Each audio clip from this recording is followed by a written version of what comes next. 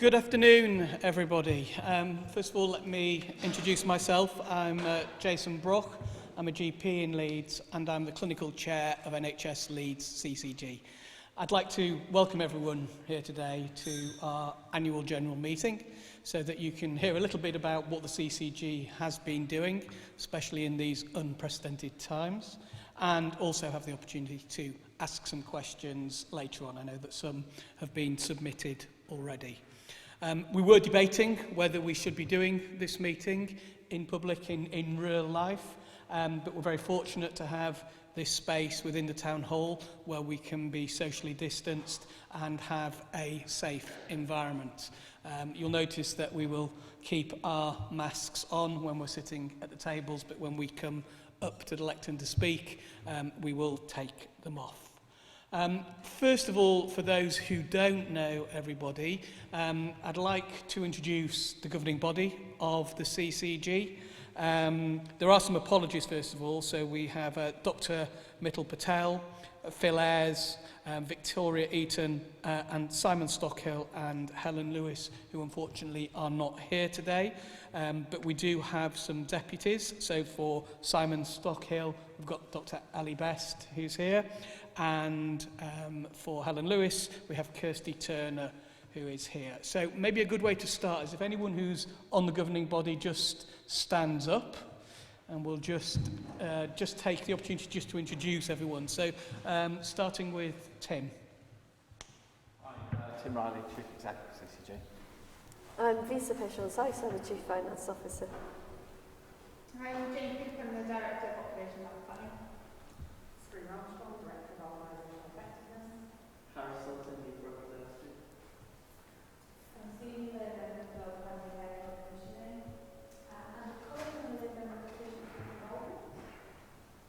Keith Miller, GP and GP Member of Assistant.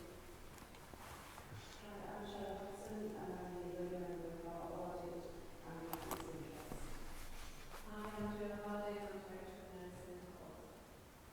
I'm Joe Pottinger, I'm GP and GP Member. Okay, thank you, everyone. So sit down. Just so you know who everybody is scattered around the room. Now, just for your information, this afternoon's meeting is being live streamed and then will be available on the CCG website or YouTube page afterwards. You should be aware that there are some chairs that had some red cards on them. If you'd prefer not to be appearing on the live stream or the video, those are the chairs that you should be sitting in. So I think before I hand over to Tim to talk about the year 2021, there's a couple of things that I would just want to say. First of all, about the people working in the organisation. This has been a truly unprecedented year. Not being able to get together with teams, having to work in quite an isolated way at times, at the same time managing huge changes in services and unprecedented pressure. So on behalf of the governing body at the AGM, I would just like to say thank you to all the staff within the organisation who have made the year work so well. And I think we do need to recognise every single one of them about the way that they've been able to change the way they work, yet still be so productive and make so many sacrifices for the CCG. Likewise, I think it'd be remiss of me not to thank all our front-facing staff across health and social care.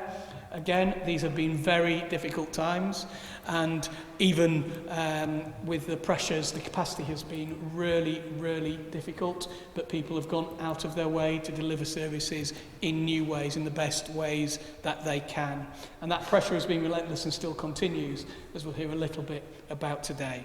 So without any further ado, can I just hand over to Tim to take us through the achievements?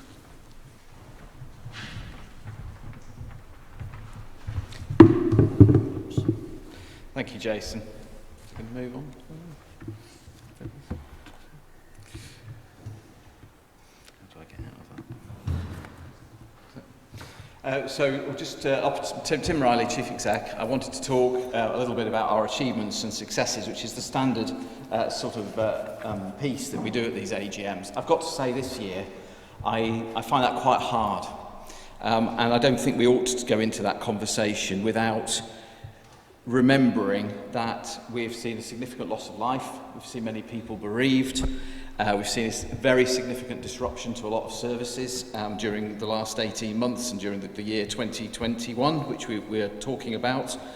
And in many ways, the NHS really struggling with something so momentous. To talk about achievements and success is actually feels slightly odd and slightly difficult. What we've done is work together with our partners to do what we can to maintain existing services and to deal with the pandemic as it's come in different waves and in different forms throughout the year. And again, echoing Jason's comments, a thank you to all our staff in the NHS and the clinical services that we as commissioners buy on behalf of the people of Leeds, and our own staff for what they've managed. I'd also like to just add, really, particularly to our partner organisations, whether that's the City Council, other NHS partners, the voluntary sector and so on, in the way that they've responded. And importantly, I think the citizens of Leeds. We could not have done this and achieved what we have achieved if the people of Leeds had not got behind it, particularly in those first 6 to 8 months when it was such a challenge. And therefore, when we think about our successes and achievements, they are the successes and achievements of a city. Not successes and achievements of either, certainly not an individual, but not even an individual organisation. So I'll go through a few things that we have managed to do and talk through those. One of the other dangers of this kind of introduction is you miss lots of things. There are lots of things we could say, 10 minutes. I don't want to sort of break the time too much. I'm bound to break it a little bit. But I would like us to focus on a few, but I just want to say there will be lots of things that I've not covered in this. So in terms of some of the successes, I think managing the pandemic and the way that Leeds collectively has done this, the vaccination programme has been led as an absolute Team Leeds effort. And we've had a senior person leading it across West Yorkshire from Leeds Teaching Hospital. The senior SRO in Leeds has been from Leeds Community Trust. Penny McSorley, our Deputy Director of Nursing, was the sort of key clinician on that group. And staff from all over the city have been involved, and of course our GPs and other colleagues have been there doing that work. And we've delivered 550,000 vaccinations on top of any normal work that people do, which is an enormous effort and a really successful effort. Yes, there's some challenges in that, but let's not lose sight of the way the city came together to deliver that on behalf of our population. The second area I want to mention is just around cancer and cancer surgery in particular. We didn't achieve our national targets, but we weren't far away. We actually managed to sustain cancer surgery for Leeds Teaching Hospital with support from colleagues and the way we managed the whole system to enable them to do that. So the truly life-saving work was able to continue right through the pandemic. And I think it's quite critical that we don't lose sight of that many things did keep going. There's this sort of story that appears sometimes that everything shut down, and that isn't true. And cancer was one of those areas where, particularly, whilst we didn't achieve all the national targets, we probably achieved much more than they did in many places. And then there was also a sense of, within the pandemic, we had to move all our commissioning healthcare staff, so those that set up support for individuals, particularly generally older individuals, but not only older individuals. We had to sort of move them off what they were doing to help out on the effort, and then we had to recover that position really quickly. Leeds was among the very first places to recover that position and to get back on top of that waiting list, if you like, and get those things sorted. So again, as a one team, it's just an example of the kind of work that colleagues were doing. We've also continued to invest, so the money has completely changed in the way the NHS works. Our finance colleagues have had this challenge through the year, but so have the commissioners alongside them, about what we can invest in and what we can't, because last year the money did not work in the way that it normally works. But nevertheless, despite that, we were able to make investments in things like mental health, meet the mental health investment standard. We were able to achieve real improvements around learning disabilities, so thank you to our GPs who continue to do all the reviews of people with learning disabilities that they're meant to do. In fact, if anything, we've started to improve that performance even further despite the pandemic. And we've also managed to repatriate and bring back into Leeds people with some of the most complex learning disabilities. Again, against the backdrop of the pandemic. So a real success of hard work involved. And then the other thing I just wanted to mention is our long COVID service. As commissioners, we went at risk, we weren't sure of the money, said we need this, let's get it going, we think some money will come down in due course, worked with our colleagues, Leeds Community Health Trust and the Teaching Hospital, and set up among the first long COVID services in England. We didn't do the traditional model and shove it all in a hospital, we've had it very much in the community, and it's been recognised. We're now sort of internationally recognised for that service. Now, that's not just the CCG, can't claim that, it's a partnership piece of work, but our investment and our early decision making enabled that. So much so that the lead consultant is now the World Health Organisation's chief advisor for Europe. So it's really put Leeds on that on the map, but more importantly, our patients and our public have had that service right from the very early days, and we continue to invest and develop that. So in terms of the broader successes, I think there's something about partnership working. That's gone from strength to strength. It's very easy under real pressure to fall out. In fact, the very reverse has happened. I meet my colleague chief executives across the city almost on a week, well, certainly on a weekly basis. Sometimes it feels like a daily basis to talk through issues, resolve problems quickly. And I know that isn't just happening there. It's happening at every level through the system.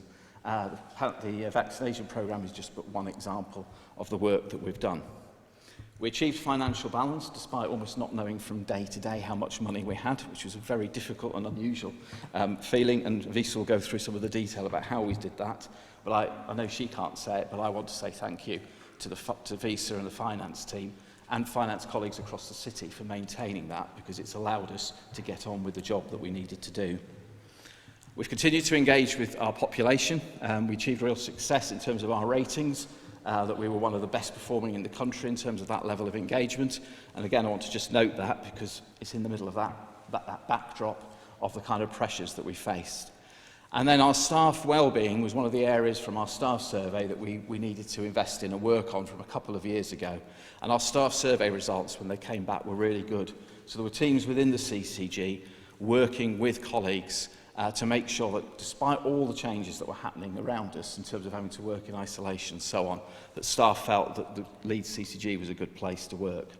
Just a few of the successes that we've had despite that backdrop of a real challenge. Obviously, the challenges. The coronavirus did mean there was disruption of access to services. Lots of services were stood down for a while and then slowly stood back up. I know many people will have known that it was not easy for how general practice worked. We've seen real concerns in some areas about some other service access. All those things continued in one form or another, but clearly could not continue as they had pre the pandemic. So that was one of the real challenges, is how do we balance the priorities, and we were constantly in conversation across the city with our colleagues, whether it was in general practice or at a hospital or in the community, about how we balanced the need for access to services with the pressures and demands that we were facing. I've mentioned the uncertainty for investment. That was really big. We had a big plan at the beginning of the year, all the things we'd invest in. That money that was then going directly to providers to support the COVID effort, and we were having to adjust and work out which bits we could still do. And then, as Jason mentioned, our staff and our colleagues in the city all had to, almost overnight, completely adapt the way they worked. That was stressful for patients sometimes, we know, but it was also actually extremely stressful often for staff. And that was whether they were in the CCG doing administrative jobs or in general practice or in the hospital. And that complete change of ways of working was a major factor and challenge for what we had to do. Right now, and probably now since about summer last year, as people have slowly went through this sort of quiet spell where no one wanted to use the NHS at all if they could possibly avoid it, and we thank you for that because that really helped us, but clearly people then had to start to come back. And we've seen unprecedented pressures. You will hear the message often that we're now through COVID. I hope so, or we're getting through. if you work in the NHS, it does not feel like that at all. And we will hear a little bit more from Dr. Sarah Forbes later about that. And the pressures that we're experiencing at the moment are among the highest that we've ever experienced, especially at this time of year. And part of that is because the pandemic is not just about COVID as an illness, it's about all the consequences of delays on other illnesses and other diseases, on the mental health and well-being of people, and on the sort of wider determinants and social infrastructure, which all has a consequence to the NHS and to people's needs. And so what we're seeing at the moment is the highest demand you've ever seen. And I often think when we hear about these conversations about access, and this assumption that somehow there's less access, there's more access, there's just even more demand. The other area, obviously, is around waiting lists. And we have seen we had to stand down lots of non-urgent surgery. And that remains a challenge and will remain a challenge for the next 2 to 3 years. The NHS has been given some money to recover that. But against wider pressures, that's not going to be easy. Again, in Leeds, we did pretty well at maintaining those levels compared with some places. Nevertheless, we've still got a considerable amount of work to be done, and we're not clearly meeting some of the sort of normal performance standards that we would. And we know there are consequences to patients and to their friends and family in terms of well-being. So right at the top of our agenda in the current year is trying to work with our colleagues in the teaching hospital and elsewhere to recover that position as fast as we can, but it won't be easy.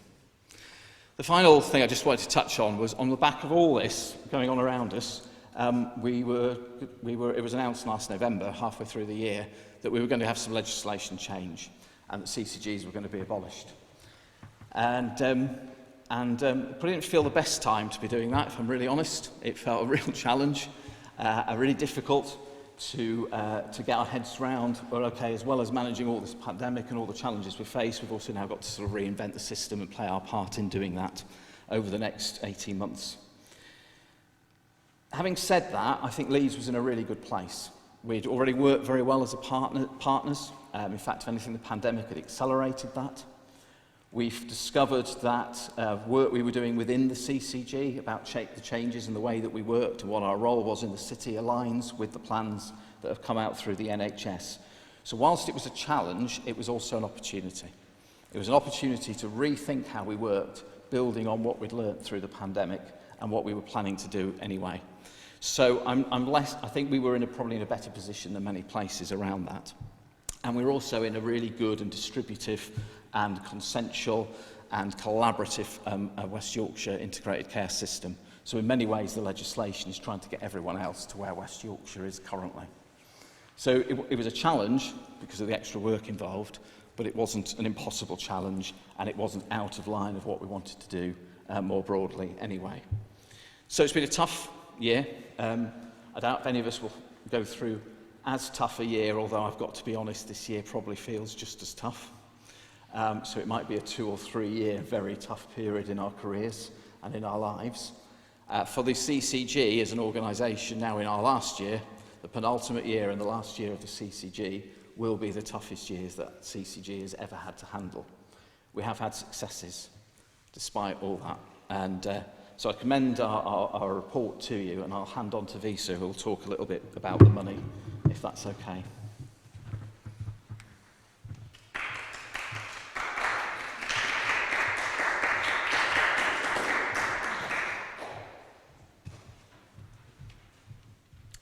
Thanks, Tim.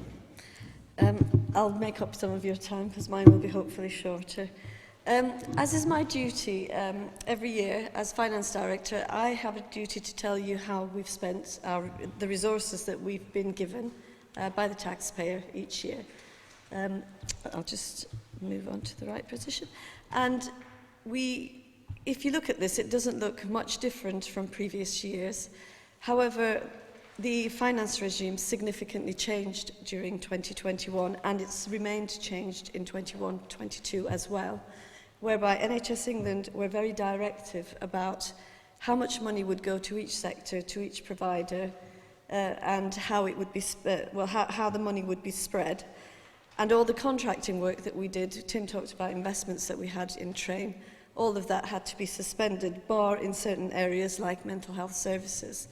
And this was not because NHS England were being unhelpful, it was really to ensure financial stability across the NHS and to ensure that we could focus on the pandemic rather than trying to negotiate contracts, which was really not a priority in the middle of a pandemic. What we also had opportunity to do was that all NHS organisations were able to apply for support towards COVID costs, which would have been exceptional costs for us. And subject to quite a lot of scrutiny, detailed scrutiny, those costs were then refunded to us as organisations and systems. Our external auditors, therefore, were asked to specifically look a lot more closely at value for money, at how we spent our money. Understandably, you will have seen a lot of headlines about how contracts were awarded nationally and the scrutiny that needed to take place on those. And I'm delighted to report that we got a very clean bill of health in terms of our value for money from our external auditors. As Tim has also talked about, achieving financial balance wasn't easy for us. The resources that we received as a CCG were significantly less than we would have expected for the year. But we did get, like I said, top-ups, but those top-ups were subject to scrutiny. But we worked as a system, the four organisations, the four NHS organisations, probably for the very first time, to make sure that we managed our resources between the four of us. Because as Tim said, the last thing we wanted to do was every time there was a request for us to react quickly, that we'd spend 3 weeks arguing who was going to pay for what. So that kind of disappeared, and we just made sure that between us we funded what needed to be funded quickly. And I think that was sometimes, often in crises, you often get silver linings, and one of the silver linings in our crisis was that it has created an environment where we understand how to work together as a collaborative, which should set us in good stead in future as we move into place-based working as opposed to just being one statutory organisation or 4 statutory organisations in Leeds. So we learned something as a result of a crisis. I've also put up, in terms of activity, just to give you a sense of how many episodes of care and appointments were offered across the system in Leeds. And just to say, after the first huge dip in hospital inpatients and outpatient activity, Leeds did recover reasonably quickly. As COVID cases, the peaks dropped, and in between the peaks, we managed to make maximum use of the capacity that we had in Leeds. And one of the ways we achieved that was, as part of the financial arrangements, we also worked very closely with non-NHS partners, key partners, such as the independent sector, hospices, etc., to make sure that we understood their financial position and their financial viability so that capacity was not lost during the pandemic at a time when we then wanted to ramp up activity across the system. And that is another reason why, as Tim suggested, we seem to have recovered quickly in between the peaks. However, COVID activity is still high, even though it's dropping in hospitals, and therefore it will take us a while to clear the backlog of activity. And I don't think that's something that people are not expecting. It's certainly not unexpected for people to hear. We used technology. We did use technology to create the appointments on the system and the patient contacts that I'm showing the numbers to compared to 1920. That's not always ideal, but it is a new way of meeting with patients. We understand the drawbacks, but there have also been significant benefits.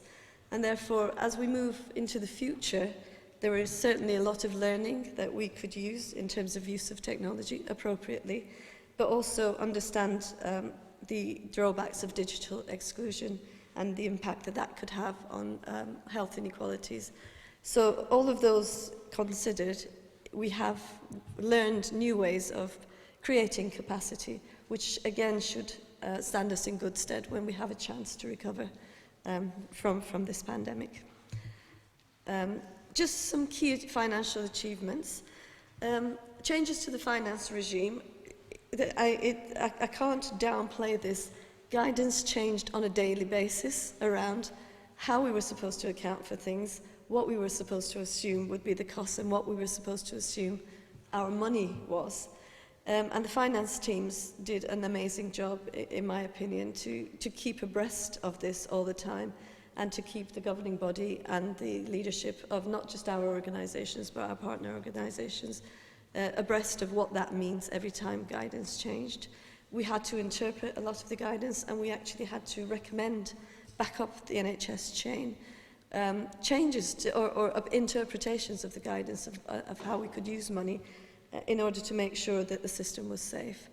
And I'm pleased to say that very often we did sometimes set the standards in the NHS by proposing things that were then accepted and used across other systems, such as supporting independent sector partners, etc.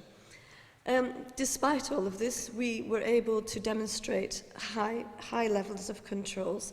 And again, that's really, really important, because one of the massive risks of a crisis situation is that organisations and their leaders, it can be very tempting to make very quick decisions without due regard to proper governance. And again, that is something that the NHS and our auditors were particularly keen for us to demonstrate, that when we did make decisions, even though we made them quickly, that there was due governance process and due attention paid to how we arrived at those decisions and how they were documented. And that's really, really important. I think if anybody who's worked in high-intensity situations knows that the log that you keep of how you make decisions is really, really important. So that's, I am really, really delighted that we were able to demonstrate that we kept our systems going as well. We adapted them, but they still kept going. I think keeping the organisation operational during COVID, on the 23rd of March, we were told everybody had to go home and work remotely. I would say all our staff at the CCG were able to just pick up their laptops, go home, log in and work remotely straight away. Our GPs had to wait a couple or so weeks, but again, we were able to get our GP sector up and running, and that, we cannot underestimate the amount of effort and work that not just the finance team, the IT team, in the CCG had to undertake, but also the Leeds City Council, who wrap around our service in terms of digital services. We have achieved our mental health investment standard requirements as well. Despite the challenges, we have invested as required to the level that we were expected to. And I think, again, it's really, really important to say financial integration with our partners across Leeds and West Yorkshire has been far, far better this year, because we've needed each other. We've needed to work together to use the money as efficiently and as effectively and to the best value that we can. I think I just wanted to mention one or two teams, my 3 teams that worked with me when I started the year. One of those teams has transferred to a new director. But just to say the finance team and the IT team have worked far beyond what I would expect them humanly possible to do, and they have worked ridiculous hours to make sure that we've kept the system going. And also, I just wanted to give a big shout out to the finance, the procurement and contracting teams, who, even before the pandemic, were starting to pilot collaborative working. So rather than just go out to tender black and white for new services, especially around mental health and therapy services, they looked at working with stakeholders and partners to co-design the specification of the services we needed in Leeds, and to work collaboratively with all the providers, rather than put them in direct competition with one another, to come up with service models that were actually quite imaginative, innovative, and much more wide-ranging than if just one of them won the contract. And legislation is now catching up very much, moving towards collaborative approach to service purchasing of healthcare services, which means that our teams were very forward-thinking, and they've positioned themselves in a really, really good place to make sure this happens in future. And when you think capacity is going to be absolutely crucial to us in Leeds, then making sure that we don't push providers out of business, but actually use the full capacity that we have as best as we can, it means that we should have the best start, really. So I'll finish now and hand over to Jason. Thank you, Visa, and yeah, some of your teams are really the unsung heroes about making those rapid changes, especially reacting to such change. So this is the formal bit of the AGM. Effectively, we have presented the annual report and accounts for the year 2020 to 2021.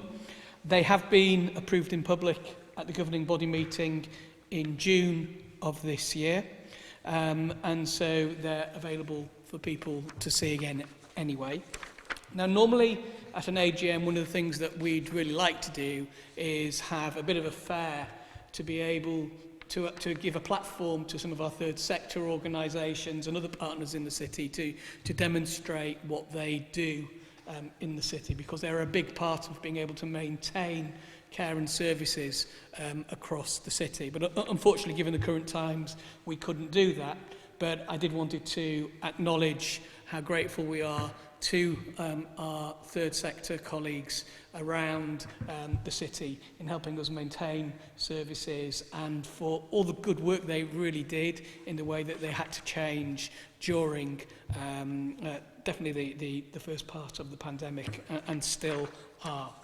In lieu of that, one of the things that we thought people would be interested in is understanding how we have what the impact of COVID has been and how we are recovering. So I'd like to ask Sarah Forbes, who's a GP and Associate Medical Director at the CCG, to present some of that for us. Thank you, Jason. So I'm Sarah Forbes. I'm a GP at Oakwood Lane Medical Practice, which is in Gipton and part of the Seacroft PCN, and Associate Medical Director for the CCG. And one of my roles through COVID, so I think we started meeting May 2020, was to chair a group called City Silver, which is the chief operating officers along with third sector and public health partners to really kind of work on what's our response to COVID and how do we navigate through this. We're just one part of a big system that is Leeds, but that was our role. We've kind of covered some facts, we've covered some figures, but I think we've also covered issues about workforce, and that's some of the things that I wanted to bring through. So this cloud of words was a question asked to GPs a couple of months ago of how does it feel? Now this was asked of GPs, but this could be any part of the NHS, this could be any part of the front line. To be fair, it could be any part of Leeds. I think we've all struggled with the pandemic, and I think, you know, lots of us could relate to many words on here. It could also relate to people trying to navigate the system, and I think, you know, that has been difficult. I think as part of the system, we've had to respond to directives from NHS England. We had to change how we were working overnight. But appreciate that citizens and patients have had to also understand those changes in the health system in a really short space of time. So I think I just want to kind of just for people to appreciate how it's feeling and how that is for people on the front line, and just in the context of a sort of increase in abuse which comes from frustration and is understandable, but just, you know, this is where we are coming into winter, which we know is going to be a difficult time, but we have to appreciate that this is how people are feeling.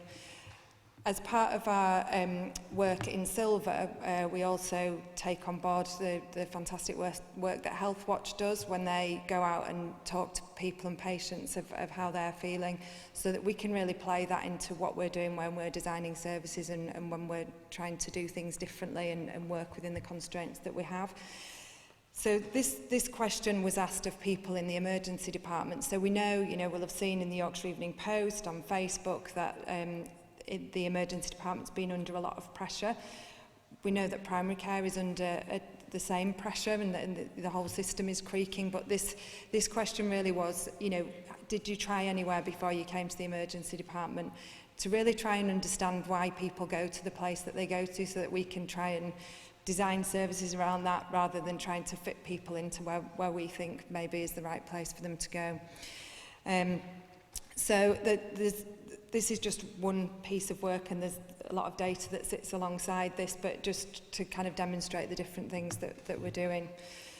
In terms of, you know, as has been described, we have had some periods of recovery, and we have been able to recover some activity, cancer operations, etc.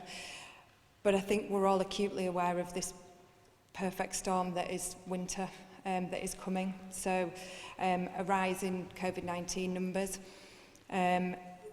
Another significant thing that's going to impact is children's respiratory diseases. So that's twofold really. One, that children don't have the same immunity that they had previously because they've not been mixing, they've been staying away from each other, and that normal, you know, that you see when a child starts nursery, that they spend 6 months with a snotty nose or whatever, or when they start primary school. We've not seen that because the children haven't been mixing, so that's one side of it. The other side that we're seeing very much in primary care is parents aren't experienced at dealing with it. So whereas, you know, you might be quite happy with a child being a bit sniffly, and, you know, parents are worried, and that's okay, but that puts pressure on 111 and primary care and the emergency departments as people are, you know, trying to find where do I go for help, where do I go for reassurance. We've discussed about the sort of backlogs and the waiting list. The other thing we're seeing, and it says increased acuity, that basically means people are coming forward when they're more poorly, and we know that people have waited because they've tried to give the NHS a break, but you know that has you know can have downsides. And you know the flu vaccine and flu itself, which will be a challenge. I don't want to go into this in detail, but this is basically the infection rate. So the COVID infection rate from June 2020 to August 21. I think the only thing I want to highlight from that is the peaks and troughs and that kind of unpredictable nature, and that's what we're dealing with. So we can try and look and predict what it's going to look like, but equally we have to be able to respond quickly, and that's why you know the changes will happen in services, because we have to move people around to deal with this demand. So we do have, you know, we've worked hard on modelling. Certainly Leeds teaching hospitals have some really sophisticated modelling looking at bed occupancy. And we try and play these things into it, but some of the modelling ends up, you know, okay, we might know what's going to happen next week, but it's really difficult to know what's going to happen in a month or two, and that makes it difficult for planning and particularly for recovery. The other thing that's going to be difficult for us this year, potentially, we just don't know, is flu. So usually we look to the Southern Hemisphere and their pattern of flu to decide what strains will go in the vaccine in the Northern Hemisphere, and hopefully we get it right, and not me, the clever scientists. Hopefully we get it right and we get the right flu vaccine and we control flu. Unfortunately, again, with social distancing, we don't have that, so it's going to be best guess for the strains going into the flu vaccine. So that's a keep your fingers crossed and hope that it works with some science behind it. Last year we achieved 83% coverage of flu vaccines against a 75% target, which is brilliant, but that's still a percentage that aren't vaccinated. And, you know, with primary care delivering a COVID vaccine programme and a flu vaccine programme, there's going to be some real challenges there. Schools and universities, in terms of total COVID numbers, we're not seeing that surge at the moment. We're seeing a surge in young people, but there's been a drop-off in the older population. So overall, the rates of COVID are stable, but we're seeing that rise in the younger population, and often that then translates to grandparents doing childcare and a rise in an older population. So, you know, we're very much watching this space to see what happens. And then obviously that has potential impact on workforce with isolating, etc. Universities, again, we're looking at the impact of that and monitoring it, but hopefully has less of an impact on workforce. This is to highlight, so again, we've talked about the waiting lists at Leeds Teaching Hospitals. So this is from March 2019 up to August 2021. That yellow section is people waiting more than 52 weeks for an outpatient appointment. The other thing that we hear coming through Health Watch and coming through other parts of the system is that people don't know what's happening and they don't know who to contact, and it's difficult, and they're worried. So Leeds Teaching Hospitals have worked with the rest of the system, and letters are in the process of going out to every single person who's on a waiting list to explain to them, you know, why the wait is, who they should contact, and what to do if they're getting worse, you know, as they're waiting. But it's a challenging position. I think we've touched a little bit on the risks and constraints that we're working within, but I suppose just to kind of draw out a bit more about those workforce constraints.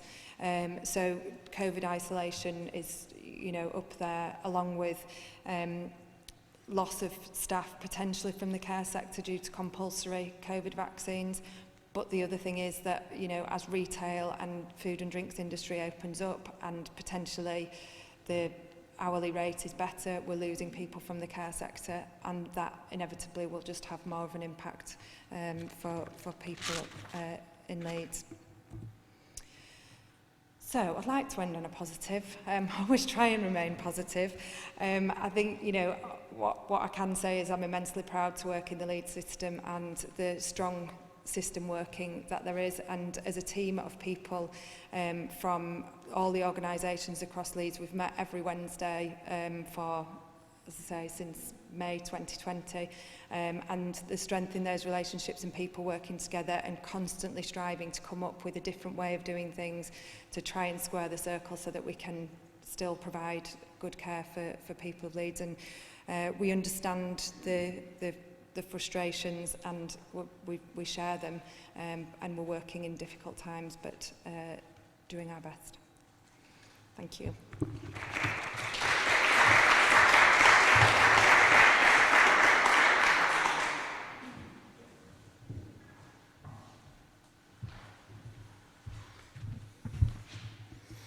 I was going to give a very quick update on what the transition arrangements are for the creation of the integrated care system. I've not got any slides, so I just probably 3 or 4, 5 lines. I always say that, and then it's 20. Sorry. The key message is the integrated care system, West Yorkshire, and it is going to be West Yorkshire, will go live in April. It will have 2 component parts: an integrated care partnership board, which is a multitude of people across West Yorkshire. And it will have an integrated care board itself, an ICB, which will be the statutory body for the NHS and the money and so on that comes in. Within then the ICS as a whole, there are 2 really important component parts. One component part is provider collaboratives. So some of our NHS partners, for example, the acute trusts, are working really well. One of the reasons in West Yorkshire we've done reasonably well in sustaining things like elective activity in cancer is because of the way those different hospitals have worked together, and similarly mental health trusts. And the others, the places of West Yorkshire, of which there are 5. Leeds clearly is the largest. In fact, I think we're the largest place in any ICS in England, because we are actually the second biggest place in England, and only Birmingham, and that's an ICS in its own right. What is really important is that the plan for West Yorkshire is that the responsibilities that the ICS will have are going to be discharged through the places. You might want to use the word delegation. I'd go a bit beyond that and actually say that places will take on the responsibility for discharging the responsibilities that the ICS holds. In order to do that, given that the CCG will also cease to exist, is we'll create a partnership board which will continue to meet as the governing body of the CCG does in public, and it will go through many of the same sort of actions and considerations. The only real difference is that board will be a multi-partner board rather than just what is currently the CCG. So the ICS will be in Leeds. It won't be separate to Leeds. It will have responsibilities and discharge them within Leeds in a partnership space. And that's really good for Leeds. I think we've made the case for that. We've made that argument. Yes, it'll take some working through and working out. What we're expecting is to start to see shadow arrangements in sort of November time starting to come in. Certainly for CCG staff, it means the vast majority of them will continue to work in the way they currently work, with partners and colleagues across the city to deliver the things and the kind of things we've described. As an executive team, most of us will be continuing to work in Leeds as officers of the ICS, working with our partners and our colleagues within the wider city structure, just as we do now. So whilst it's requiring huge amounts of work in the background, I don't think from a Leeds citizen's point of view or a Leeds point of view, the change will be that noticeable, particularly on day one. It may only be if we choose to change things with our colleagues across West Yorkshire. There are some great advantages in the new way of working. We've talked about the improvements around finance and the integration there. We've talked about some of the way the teams have worked differently. Those are all things that we can really build on through this joint accountability for the responsibilities that were once purely the CCG. So quite excited about that. I'm not excited about the amount of work we're having to put staff through to get there, but I am excited about where we'll get to eventually. And I think it bodes well for Leeds as the largest place within West Yorkshire, broadly a third of West Yorkshire. We're taking an approach that is collaborative and partnership orientated. We don't want to throw our weight around. Equally, we want to be sure that the people of Leeds benefit from the new arrangements as far as possible. So I'm not going to say more about that. I think there'll be much more coming out in due course. There'll be a formal consultation about the constitution of the Integrated Care Board of the ICS, which will probably start in November, and that will be a consultation with key stakeholders. It won't be about whether we have one, because that's been decided by legislation. It'll be more around the content of how that works. So I'll stop there, I think, Jason, and then we could plenty of chance for questions.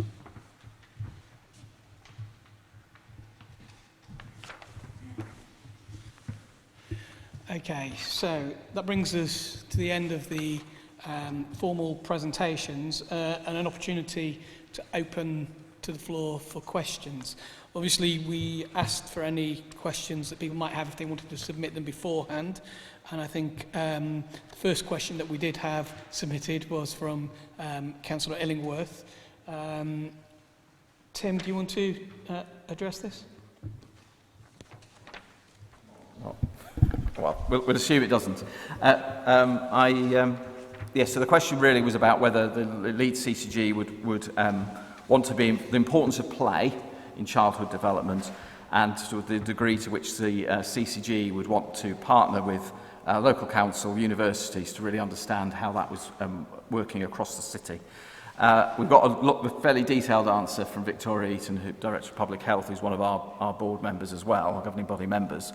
But in summary, yes, where the CCG is involved in that level of activity and invest money, absolutely. The bulk of that is not tending to be NHS responsibility, but where it is, we would be part of that. And I think what's really important to say is one of the things that we've established in the last year is ourselves and Children's Services in the Council have got a joint appointment, Jamie Shenko, who is working through how we commission and work together much more, even more joined up way, I should say, because I think we do quite a lot already, but in an even more joined up way. And I think this is the kind of work that would feed into that. Okay, thanks for that. So I'm just going to open up to the floor now for any questions. If there's any questions that we can't answer here today, either because someone who could answer it isn't here or we don't have the information to hand, then we will get back to you with a response. So is there anyone that wants to ask any further questions today?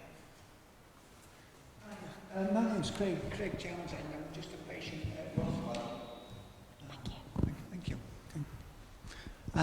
What I'm interested in is, can you differentiate between people that die of COVID, die of flu and die of common cold? Are they all lumped together so it comes out like it's a COVID overall, set of deaths where you accumulate everything and call it COVID? Okay, is there anyone that wants to respond to that? Yeah. Sarah, do you want to? Yeah. Yeah, absolutely, because we're testing for COVID. So if somebody has had a positive test and dies within 28 days, then it would be put down as a COVID death. Whereas I realise that, I'm just saying you don't go deeper into it and say that's that's definitely COVID, that's definitely flu, that's definitely a common cold. Just lump it all together and call it COVID. Is that my understanding? No, because if it's flu, then they're not going to test positive for COVID. So it would only go down if they've had a positive test for COVID. It's not a kind of guess that might have been the organism. They would have had a positive PCR test. Yeah, but if you're not testing for flu and things like that, then you are going to allow people to die here as opposed to allowing people to die of COVID. So we can test for flu as well, but the initial, I mean, I guess if you talk about people going into hospital, the initial test would be for COVID in the current situation.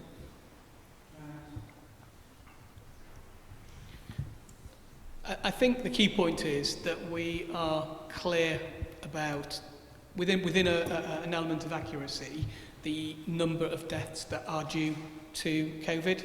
And some of those are deaths that are directly due to COVID because people have been ill and diagnosed with COVID and their pattern of illness has followed what you'd expect for someone that has been diagnosed with COVID. And then there are some deaths that are not directly due to COVID but wouldn't have happened if it wasn't for COVID. And they are in the figures and they are carefully analysed by our public health colleagues and some of the analysts within the CCG. Are there any other questions? Yeah, no, it's not been the same without you. Thanks. Well, this isn't a particularly complicated one.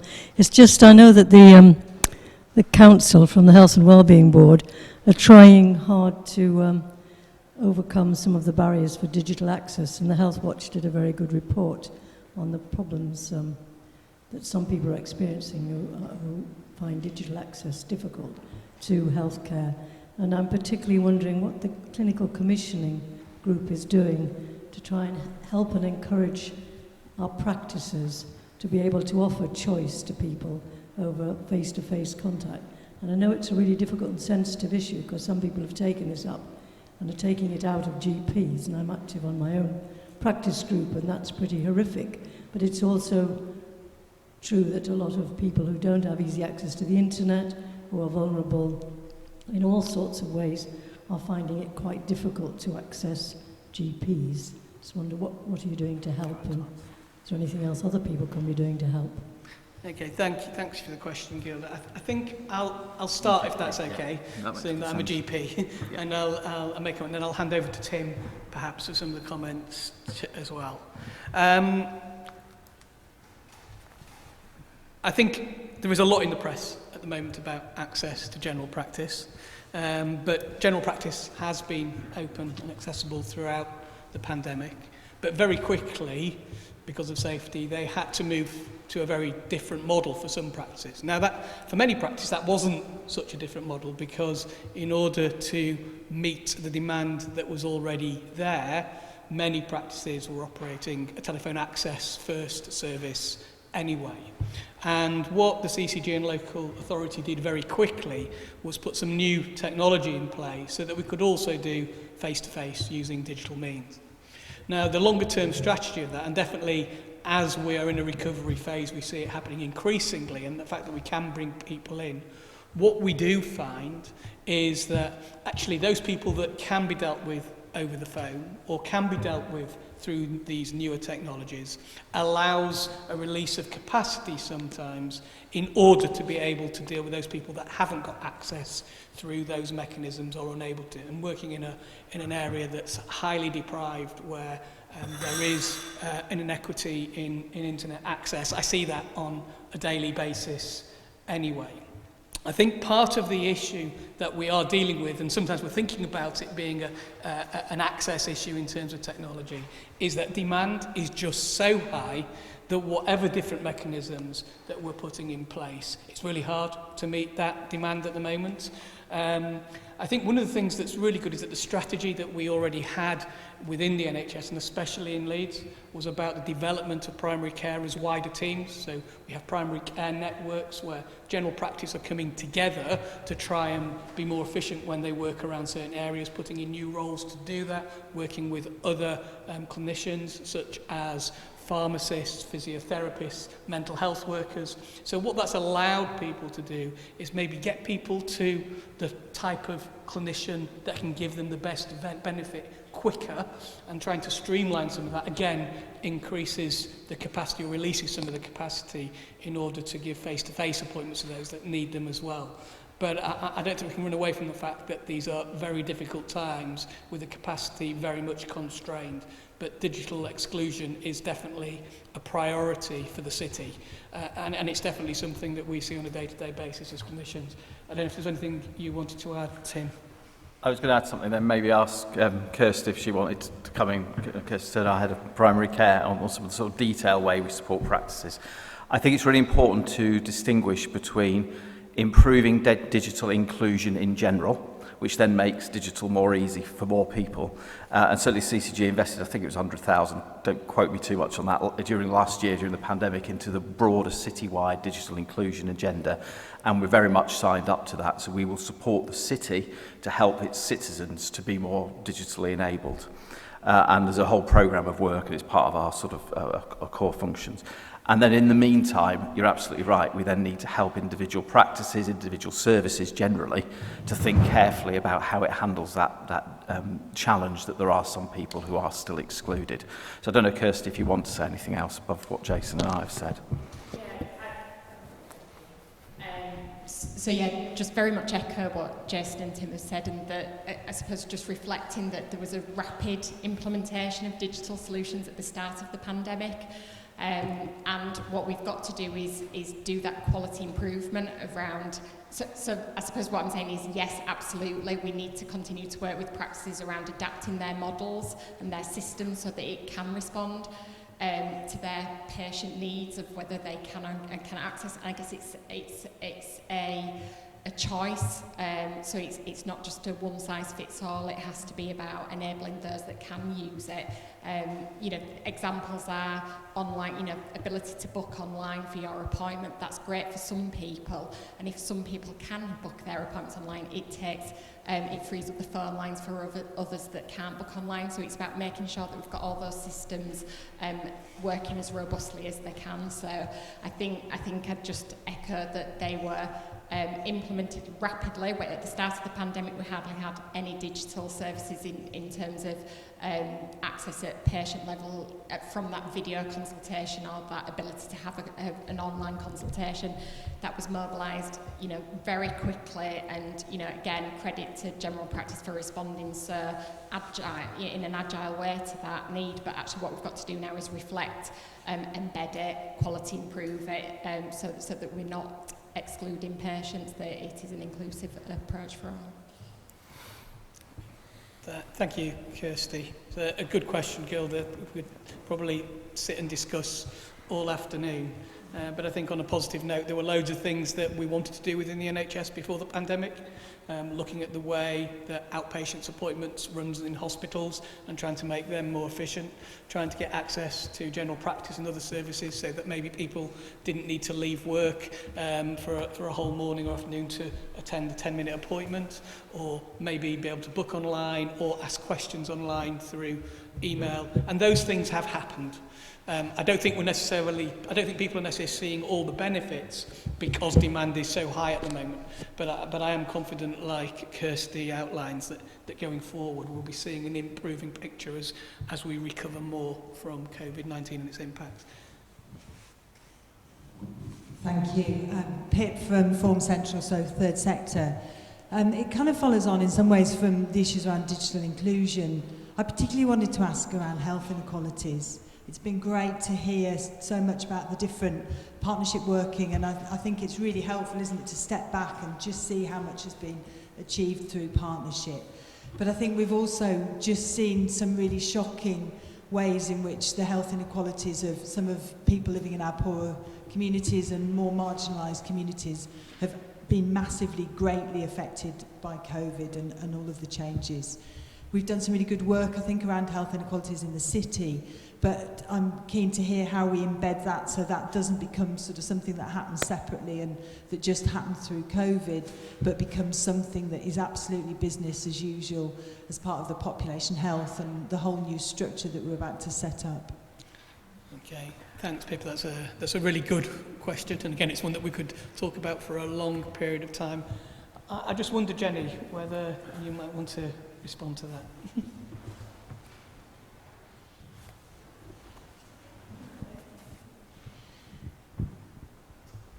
Yeah, thanks, Pip. We've been having that conversation really just this week and thinking about how do you make health inequalities not just almost a niche project that belongs to 2 or 3 people in the city who are really passionate about it, but really embed it kind of across everything we're doing in the city in terms of the partnership working. And I guess really practically been thinking about that through a few ways. So, you know, we've just come out of our governing body meeting, and in that we look at a number of key measures of kind of how we judge, I guess, success across the city around waiting times and access and a kind of whole heap of things like that. And actually starting to get in the habit of looking at those through the lens of health inequalities on a really regular basis, so that we don't kind of sit back and think, yeah, we've done a good job because we've hit the target around this, when actually that doesn't expose some of the huge health inequalities that might be sitting underneath that. So I think there's a real kind of discipline and practice for us to get into around the way in which we look at data and performance across the city. But also, I guess, the way in which we're trying to set up new structures and governance across the city, so bringing people together around populations and making these new arrangements really focused on not just improving outcomes for people with long-term conditions or those living with frailty or children, but actually making health inequalities a really, really important target in there. And I think as a city, we've set ourselves some incredibly ambitious targets in our latest kind of plans around, you know, metrics such as life expectancy and years of life in good health, and committed to making, you know, changing the gap, I guess, by 10% between Leeds and deprived Leeds.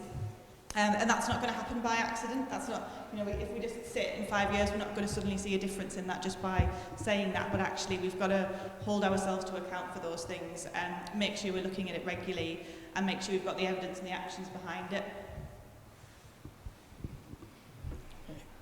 Thank you, Jenny. I think it's an important question, because I think one of the impacts of what's happened over the last 18 months has made the realities of inequalities so much more stark, even the way that people have been impacted both health-wise and economically. And it's always been a really strong driver for the CCG's agenda, and it's definitely a strong driver for the ICS as it is forming. So I'm confident it will remain a focus for the city. Question. Jason, it's Michelle Van Toop. I'm the Associate Director of Partner Relationship Management at CCG.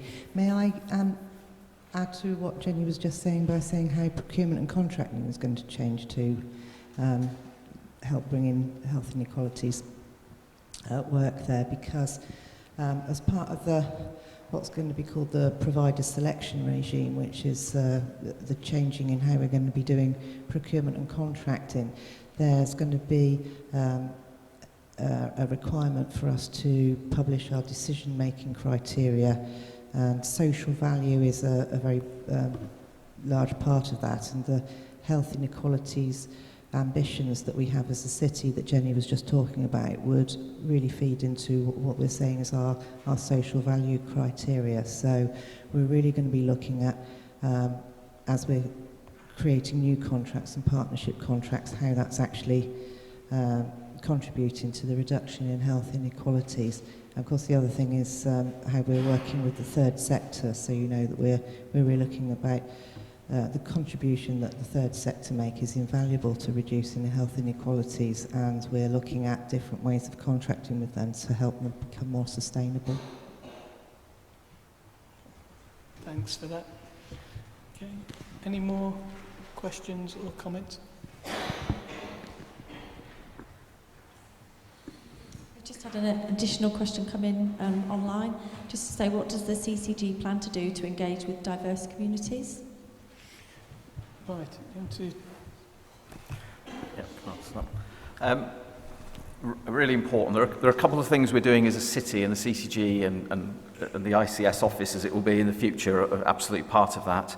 So I think one of the exciting pieces of work that Pip, who's here, and others have been involved in helping us set up is that as a health and wellbeing board, everybody who sits at a sort of senior level is now paired with one of the communities of interest across the city. So I meet regularly with Shanaz Gal from the Hamara Centre to discuss what it feels like and what's going on and understand that. And that's really quite powerful, actually. I found that hugely valuable already. Perhaps had 3 meetings. So that's one really important part of what we want to do. The other thing I suppose I want to say is that local care partnerships, we haven't talked much about those. These are the 18, 19, broader than the PCN, so that's the primary care network. They're, if you like, how general practice comes together within a local care partnership at a place level. And we want to look to see how we can start to give them more decision-making power, greater opportunity to shape services in the right way, and to build in, and part of that is that those communities need to be involved in it. And I think that then moves us into a position, or will move us into a position, it's beginning to already, where it's the communities that respond. We've already got some really good examples from some of the work we've already done, where when we present back the data about a specific place, part of the answer is not an NHS answer, it's about how that community might support and help.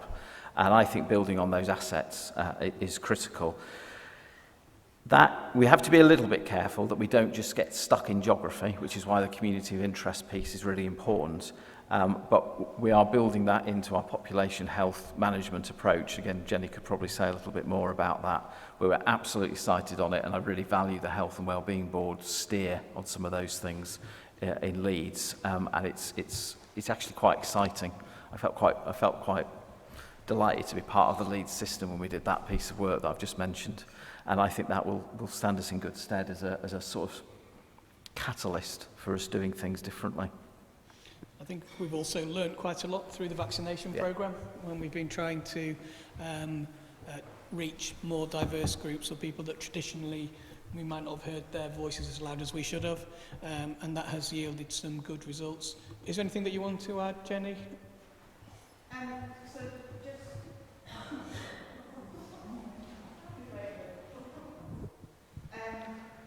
Again, I guess very recent conversations with our own internal,